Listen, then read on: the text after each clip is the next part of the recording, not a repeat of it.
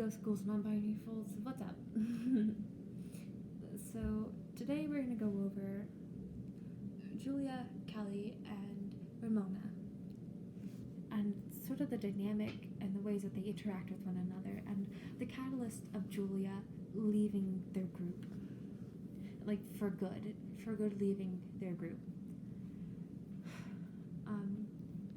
So between the three of them, I think almost like the Heathers or the Mean Girls, the way that they all interact, the way that they are, right?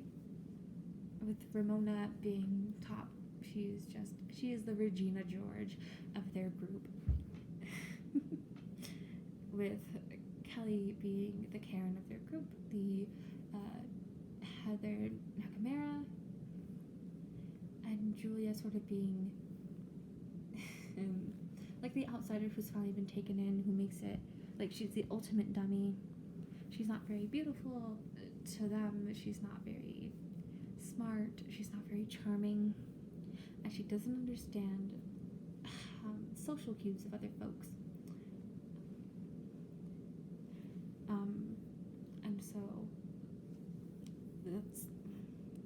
And so when the three of them are together, you know that one of them will always be the butt of the joke. No matter what the joke is, she is the joke. Ramona and Kelly have a much more established relationship, with Ramona and Kelly being friends sort of throughout middle school and into high school, as she follows along with Ramona, as Ramona is both the smarty pants who has every gossip, who has every bit, and is also the leader. The leader as she goes about and essentially uses what she learns and the smarts that she has against other people to belittle them and to hurt them. While Julia and Kelly and Ramona don't have that relationship. She's very new.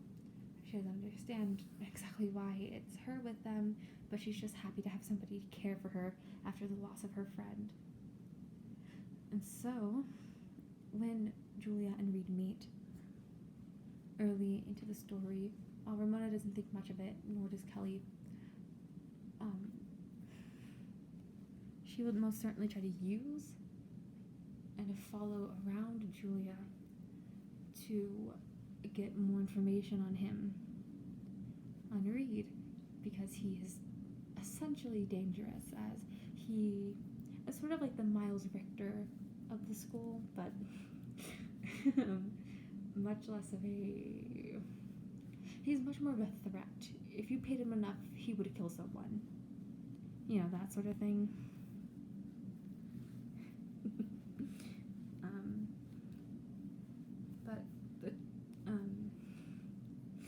So when Julia is friends, and Ramona has taken notice that they are like friends, they are truly friends, that they cherish in each other and revel in the relationship that they sort of have built together in such a short amount of time, I imagine that Ramona would use that relationship for information, more ways to tear him down, you know, that sort of thing.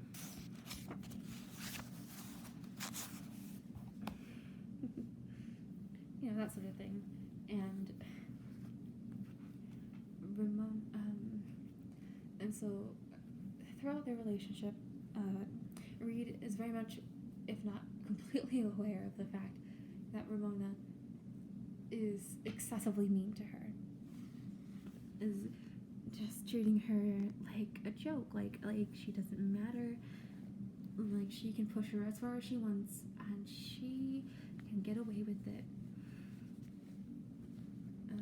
And so as they grow closer together, as Reed is there to care for her more and to kind of just like, you know, be around and be her friend and like really show her what it is to be a friend. You know, like someone you go to, someone you trust, someone that you would, at the drop of a hat, tell them absolutely everything. And when Reed and Julia are closer, and Ramona is starting to, or continues to pull rather malicious pranks and jokes on her, Reed sort of comes along and bails her out before anything can really happen, because he understands and has been in that school long enough to know Ramona. He knows her, he understands her, and it doesn't take very long for him to peg essentially her kid list. But yes, so as that is happening, Ramona is understanding that she is losing part of her part of her group, her clique, which is a threat to her power. Because if she leaves, it's like Ramona does not have the kind of control that she thought she did. And so for the catalyst of them finally breaking up, it is a relatively calm day. It is almost like another day. Ramona's being reckless. Kelly is just being Kelly, existing in a spot, being sweet, being dumb.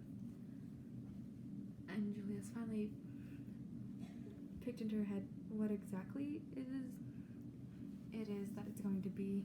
She was already planning on leaving that day.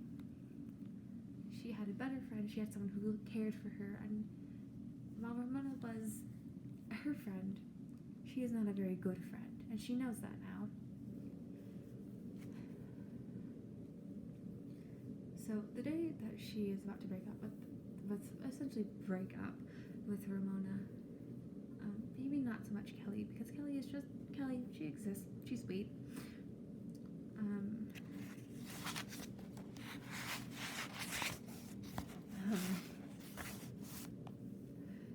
Ramona is being reckless. She's being so overly stupid about things that she is about to do. And what finally pushes her to protect Kelly, despite Kelly being sort of enough to save herself, I suppose, is a way to phrase it.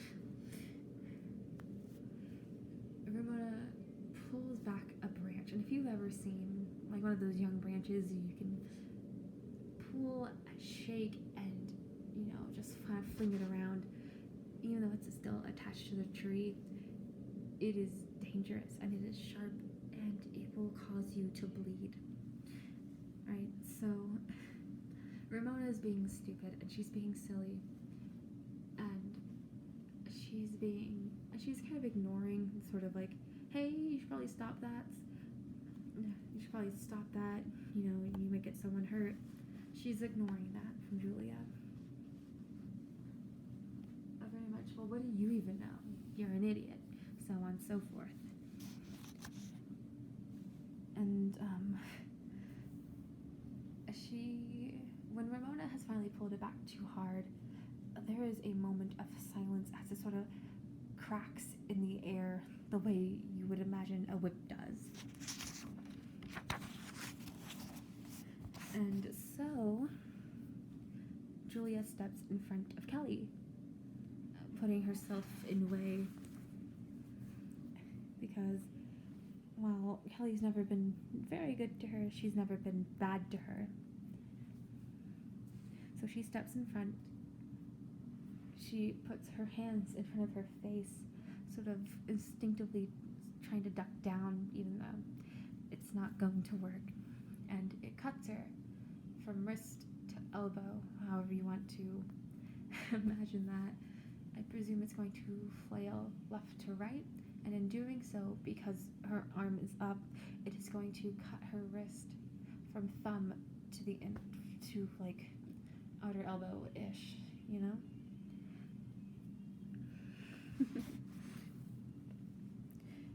And once she is, and everyone sort of realized, almost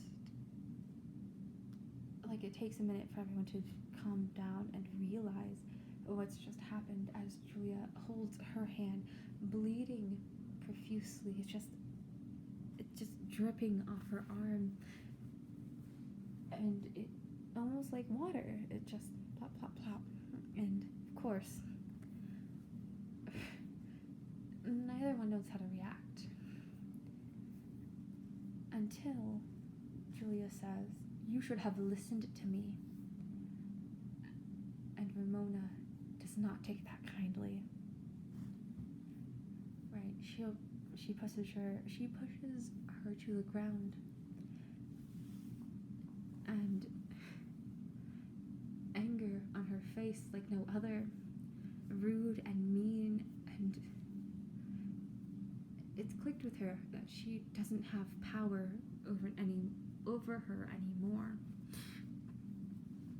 And so she says to Julia, "I did what I wanted to. You chose to put yourself in danger. You chose to stand there. It's not my fault you weren't stupid enough to realize it wouldn't have hit her." And with that, Julia begins to cry. She's bleeding, she's crying, and she says, "I know that I'm forgetful, and I know that I may not understand everything, but I know that you can't treat me like this. You can't keep treating me like this. I may be your favorite joke, but I'm done. I remember the things you do, and you've taken it too far this time. I'm done." And that is it. Ramona is just so done. The threat of her power is over. She can no longer use Julia. She no longer has Julia. And so she huffs, trying to undermine just one final time. And she said, "Well, who taught you that? Who said that you could finally stand up for yourself? Did Reed teach you that?" And, of course, Julia has nothing to say, because it's true. He did. She has finally taken him up on his word, or on the things that he's told her, to finally cut ties, to finally be done with them. Because it's no more. It's done. He's done, she's done, it's all done. She doesn't treat you good, whatever. Sorry, I'm not distracted by the book. Let's see what this one's about. The Charm Inspiration. Honestly though, mood. Anyways, and with that, Kelly finally stands up for the first time in a very long time. Kelly stands up for someone else. And Kelly says to Ramona, you... Oh goodness, I forgot what I've written. Hold on. Okay. She says to Ramona, "You need to stop." She said, "Stop." Of course, Kelly is too quiet. It's a scary thing to go against Ramona. Everyone knows this, whether you're an idiot or not. And Ramona turns her attention to Kelly. She said, "Speak up." And Kelly looks from Ramona to Julia, back to Ramona, and she says, "You need to stop." She said, "Stop." And with that, Ramona shoves Julia, stands up, and walks away, leaving the two of them there. And Julia holds her arm, bleeding and crying. And Kelly is finally starting to freak out, genuinely so. She looks to Julia and she's like, "What should I do? I don't know what to do." And Julia says to her, we should go to Reed. Reed should know what to do. He knows what to do." And so with that, we have a scene break and we cut over to Reed's house. Kelly is helping Julia out the car as she has made a complete mess of her own car. The passenger seat is covered in blood, and it's smeared everywhere as she's trying to contain it sort of all in one spot. But even so, her skirt is not thick enough to hold all the blood. And so her skirt is drenched in blood. It has soaked her skin, her tights. It has soaked her socks and her seat.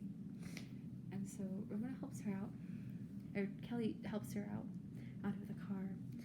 And it is nerve-wracking because Reed is dangerous and he is mean and he can and he will do things to hurt others. And so as she is getting Julia out of the car, she is almost second-guessing herself of whether or not this is the right thing to do. And so she helps Julia to the door, and it catches her by surprise that Julia has the key to his door. As she unlocks it and steps into the foyer, and she screams for him. She just screams his name, and you can hear him, or he walks down the stairs, and Kelly is seriously freaking out. She's like, I don't know if we should be here. Maybe we should go to a hospital instead. And she goes, it's okay. He's not like that. He's not like that. It's all right. Understanding very well why she might be scared of what's about to come. And so as Reed finally drops down and can see Julia and Kelly, sees the blood that is staining his floor, staining her clothes, he rushes to her. He rushes to Julia and he asks her what happened, and he looks to Kelly, and with a glare, he asks, what did you do to her? And, Julia must step in real quick, and she says to him, it's not her fault. It's fine. I decided to step in the way. I thought she was going to get hurt. And he sighs and he looks at her. He doesn't understand why she's like this, why she cares so much when they hurt her so often, so thoroughly. And so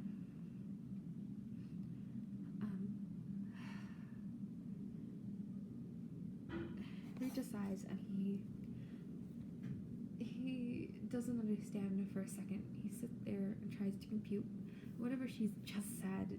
He looks to her, he looks to Kelly, he looks back at Julia, and he just sighs. And he leads her upstairs as Kelly mousily falls along. And is surprised even as she watches Reed so gingerly, almost lovingly tend to her wounds, feeling them out, trying to decide whether or not they really do need a hospital. And for luck's sake, she does not. So as she starts crying again, because alcohol on wounds hurt no matter what, Kelly just stands, fear just radiating from her.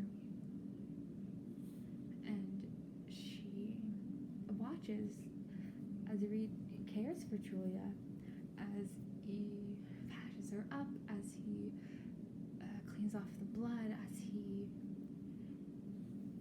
sort of grabs almost like this big bag of medical items, and they talk to each other, hushed words. He said to her, well, what did happen? And she said back to him, well, Ramona was messing around with a branch and she swung it back, and I thought it was going to hurt her, as if Kelly wasn't in the room. And he just shakes his head. they haven't been good to you, I don't understand why you're so good to them. And he looks to Kelly, because he has not forgotten her there. He looks at her and he says, "What happened?" in the most threatening voice he could muster in himself. And Kelly replies back, "Well, Ramona, she flew back to the branch, and Julia stepped in, and then she got mad, and Julia said to stop it, and I said to stop it, and then Ramona spat out at her, and now we're here." And he looks to Julia again. "She spit at you?" And Julia just looked to the ground, away from the rest of them. "It's not a big deal, everything's fine." And of course, he just sighs. He runs his hand through his hair, gives a heavy sigh, and looks to Kelly, and he says, "Take her downstairs, grab her something to eat, something to drink. I'll be with you in a second." And of course, she does, almost grateful that she's gotten to go away further from what she's perceived as a threat, even if she's a bit confused on why he's being so kind and so generous.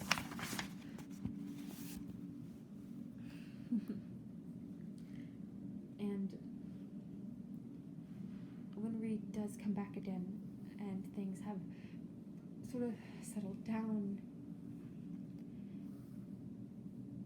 Kelly is unsure what to do. And so she looks to Reed and to Julia, and she says, "Should I leave now? I don't exactly have a way back, but is it okay if I borrow your car?" And Reed is quick to answer, "You can't borrow her car, but you can wait here." And Julia just smiles. "I'll drive you home, I promise." And Kelly, one of the very, very few people who in the story will ever get to watch them be good to each other, watch them be sweet and kind, and watch Reed not be big and bad and a deviant of sorts, a delinquent, more accurately. But that doesn't mean she is still there welcomed. He's still angry. It's still obvious. He's still fuming. So she still doesn't feel quite safe. But by the time it all winds down and more people come into the house, it's almost as if a sigh of relief has left her. She watches as Julia and Reed sit down with his massive dog and just pet him, then sit and talk about their day. Kelly has never seen someone be so calm and move so much. It feels inaccurate and almost strange that he does so. And so as the night drags on and they are both invited to dinner, Kelly is shocked that she's even stayed that long, that she has found a way to stay there and watch them. So just as she's promised, Julia drives her home. Despite the injury, she takes the time to get her home.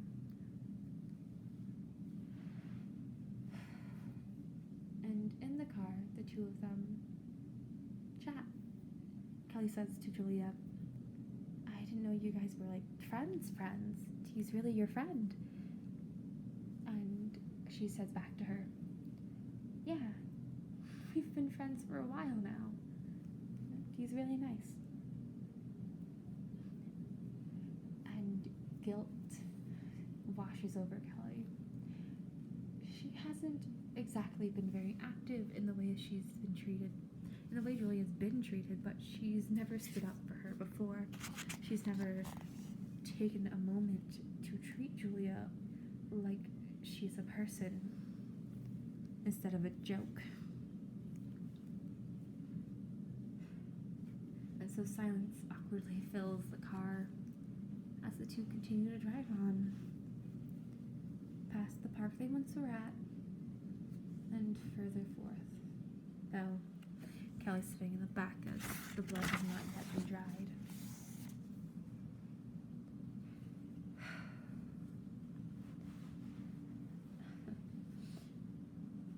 And finally, she's worked up enough of her courage to look at Julia and say, "Thank you. You didn't have to, and there was no reason you should have. But you stood in front of me, and you protected me, so thank you. And thank you for driving me home." And it's sort of after that day that, well, Kelly is not expressly over. It is after that day that the two of them sort of go their own separate ways, away from all of the rest. And Kelly sits and, hold on.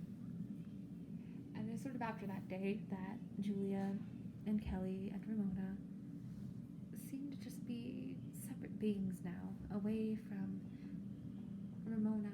They are better people, treated better, knowing better. And while Kelly will still go back to Ramona because it is safe, because it's what she knows, that doesn't mean she hasn't forgotten sort of what Julia has encapsulated for her, to rein in Ramona a little more and more often, as Ramona is dangerous and Ramona is rude and mean, constantly trying to hurt others for seemingly no reason, at random even. And Julia that night stays on her own. She finds that she's bothered Reed enough for the day, and she doesn't go back. She does not hang out with Kelly actively, or Ramona. In fact, she even, I might put it as, avoid Ramona. Because it's obvious, and it has always been obvious, even if she chose to ignore it, that Ramona is dangerous and Ramona is mean. And that she is done. So after that day, it's just the two. It's just Reed and Julia. And it's just Kelly and Ramona. It's not a very satisfying end to their story together, but it does show that even after it all, even through it all, that maybe Reed was right, and even if even if Kelly is not going to stop being Ramona's friend, she